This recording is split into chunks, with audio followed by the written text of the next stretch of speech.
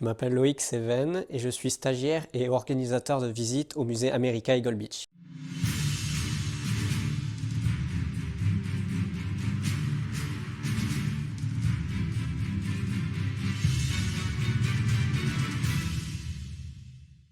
Donc ici vous avez un casque de couleur sable qui a été retrouvé sur la plage de Gold Beach. Alors ce casque en fait nous permet de raconter un peu l'histoire des hommes qui vont débarquer sur le secteur Gold. Il s'agit des hommes de la 50e division d'infanterie, de la Northumbria, qui est reconnaissable en fait à son emblème, qui est un double T rouge entrecroisé sur un fond bleu-noir. Cette division est une division qui a été formée dans l'entre-deux-guerres, qui va être du coup formée au début de la Seconde Guerre mondiale, avant d'être déployée en 1940 en France. Alors, ils sont déployés en France dans un contexte de construction d'aérodromes. Les hommes qui constituent cette unité n'ont pas fini leur formation et ne sont donc pas aptes au combat. Cependant, ils vont se retrouver sur le front à cause de l'avancée des forces allemandes, ce qui fait que les hommes qui n'ont eu que 2 ou 3 mois de formation vont avoir de lourdes pertes. À la suite, ils vont se retrouver coincés dans la poche de Dunkerque et être évacués à Dunkerque, avant d'être utilisés pour construire des fortifications en Angleterre. Par la suite, ils vont être déployés sur le théâtre méditerranéen pour construire des fortifications à Chypre, puis à Baalbek au Liban, ainsi qu'à Kirkouk en Irak. Pourquoi construire des défenses à Kirkouk? Tout simplement parce qu'à ce moment-là, les Allemands sont en train de progresser vers Stalingrad, en Russie. Les Britanniques prennent peur que les Allemands risquent de les prendre en tenaille en passant par le Caucase, et donc du coup ils souhaitent fortifier les champs pétroliers en Irak.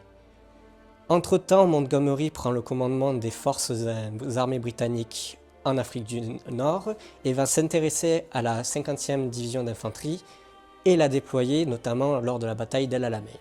Par la suite, la division va être employée lors de la plupart des combats qui vont se passer sur le théâtre nord-africain, de l'Égypte jusqu'à la Tunisie, puis ensuite être réutilisée pour le débarquement en Sicile dans les premières vagues. Après cela, la division a eu de très lourdes pertes, elle a notamment perdu une de ses brigades, qui devra du coup être reconstituée à l'aide de la brigade qui, à ce moment-là, gardait Malte. Une fois rentrés en 1944 en Angleterre, les soldats sont considérés comme très expérimentés. Ils ont vécu, pour certains, 4 ans de guerre, sans avoir vu ni famille, ni avoir eu de repos constant. C'est pour cela que lorsqu'ils apprennent qu'ils vont être déployés pour une nouvelle opération de débarquement en première ligne, certains des soldats ne sont de très bonne humeur. Ces derniers vont cependant y aller, car ces derniers sont les plus expérimentés de l'armée de Sa Majesté. Ils ont donc de l'expérience militaire, ce qui va leur permettre d'encadrer les nouveaux de la division, les nouveaux soldats, les nouvelles recrues qui vont arriver et débarquer avec eux et ainsi éviter des pertes massives. Alors pour en revenir à ce casque, comme vous le voyez, il est de couleur sable, c'est tout simplement la couleur du désert. Donc du coup c'est un casque qui a servi pendant la campagne d'Afrique du Nord. On peut supposer que son vétéran était du coup un vétéran de cette campagne.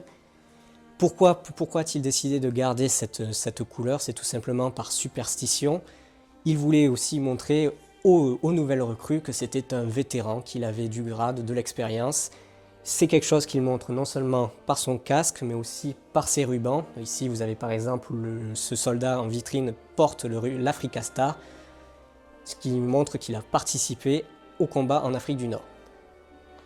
Bien évidemment, cette couleur sable est assez visible, donc il fallait absolument la cacher. C'est pour ça que ces soldats en fait vont utiliser un filet de camouflage avec des morceaux de tissu pour cacher la couleur du casque.